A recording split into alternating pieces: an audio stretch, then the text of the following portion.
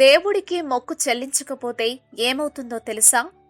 దైవ నమ్మకం ఉన్న ప్రతి వ్యక్తి జీవితంలో ఎటువంటి ఆటంకాలు లేకుండా ఫలానా పని జరిగితే మొక్కు చెల్లిస్తానని ఆ పరమాత్ముడిని వేడుకోవడం అనేది ఎప్పుడో ఒకప్పుడు జరిగే ఉంటుంది.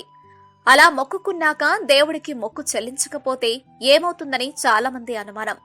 అలా మొక్కుకున్నాక చెల్లించడం మరచిపోయినా లేదా చెల్లించలేకపోయినా అరిష్టమేనట. భగవంతుడికి మొక్కుకున్నాక ఆ కోరిక తీరినా తీరకపోయినా మొక్కు చెల్లించాలి. కాబట్టి దేవుడికి చెల్లించగలిగే మొక్కులు మాత్రమే మొక్కుకోవాలి. కోరిక తీరినా తీరకున్నా మొక్కు తీర్చుకుంటే ఆ భగవంతుడే మనకు బాకీ పడి అప్పుడు మనం మొక్కుకున్న కోరికను తీరేలా కూడా ఆ భగవంతుడు చేయవచ్చు.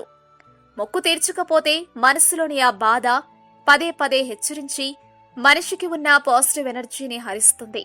తనపై తనకున్న నమ్మకాన్ని పోగొడుతుంది. సైకలాజికల్ గా జరిగేది కూడా అదే. అందుకే మొక్కులు మనం తీర్చగలిగినవే మొక్కుకొని తీర్చేసుకోవడం మంచిదని పెద్దలు చెబుతారు. ఇలాంటి మరెన్నో విషయాలు మీరు తెలుసుకోవాలనుకుంటే వెంటనే మా ఛానల్ ని సబ్స్క్రైబ్ చేయండి. ఈ వీడియోని మీ మిత్రులతో షేర్ చేసుకోండి.